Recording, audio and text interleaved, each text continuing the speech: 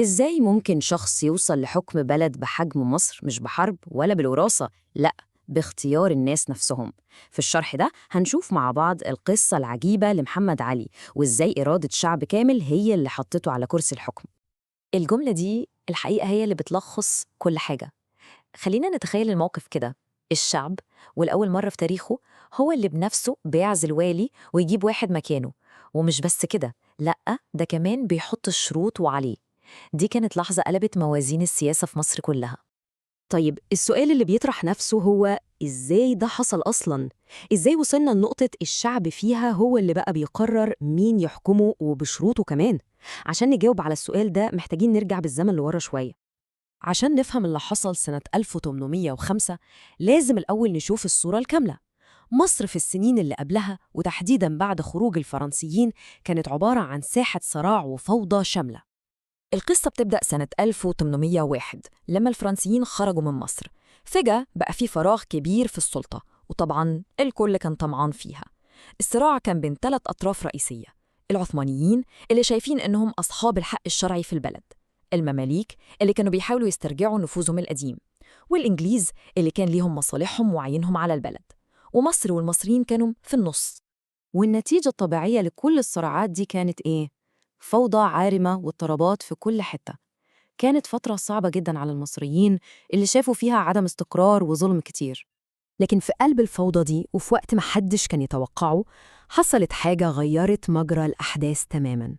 الشعب نفسه اللي كان أكتر طرف متضرر من الصراعات دي كلها قرر إنه مش هيسكت. فمارس 1804 قامت ثورة شعبية ضخمة. السبب المباشر؟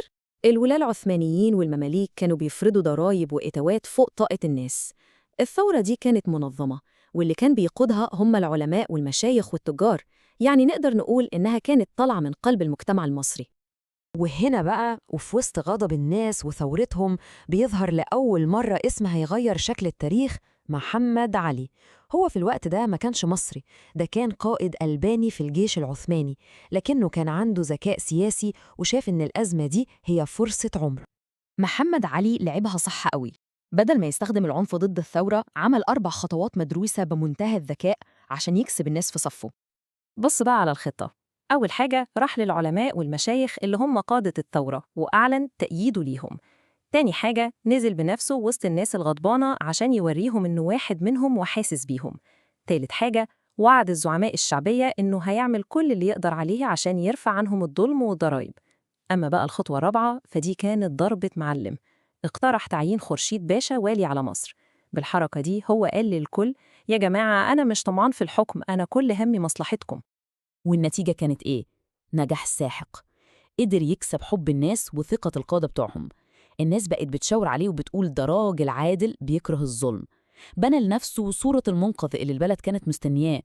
كل اللي فات ده كان مجرد تمهيد للحظة الحاسمة، اللحظة اللي إرادة الشعب فيها قالت كلمتها بشكل واضح وصريح. التاريخ ده مهم جدا في تاريخنا. 13 مايو 1805 اليوم ده هو اللي شكل بداية مصر الحديثة. في اليوم ده اجتمع قادة الشعب من علماء ومشايخ ونقباء طوائف في دار المحكمة، وخدوا قرارين غيروا كل حاجة. القرار الأول عزل الوالي العثماني خورشيد باشا، والقرار الثاني تعيين محمد علي والياً على مصر. لكن الموضوع ما كانش تسليم سلطة وخلاص، لأ، ده كان اتفاق بشروط. الزعامات الشعبية فرضوا على محمد علي شرطين أساسيين: أولاً لازم يحكم بالعدل، وتانياً ما ينفعش ياخد أي قرار مهم من غير ما يرجع لهم وياخد رأيهم. دي كانت فكرة ثورية وقتها، فكرة العقد الاجتماعي بين الحاكم والمحكوم. طبعاً، لأن مصر رسمياً كانت لسه ولاية عثمانية، فكان لازم القرار الشعبي ده ياخد موافقة وختم السلطان العثماني في اسطنبول.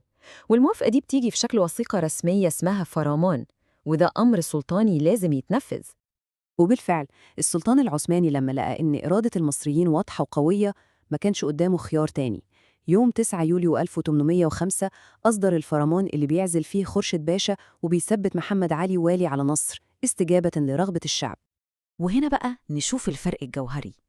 قبل 1805 الوالي كان بيجي بقرار من السلطان وبس. بعد التاريخ ده بقى الوالي بيتم اختياره من الشعب، والسلطان دوره يوافق على الاختيار ده. إرادة الشعب اتحولت من مجرد أمنيات لقوة حقيقية على الأرض قادرة تعزل وتعين حكام. قصة وصول محمد علي للحكم بتخلينا نسأل سؤال مهم، يا ترى إيه اللي محتاجه أي شعب عشان صوته يبقى هو اللي بيحدد مسار التايف؟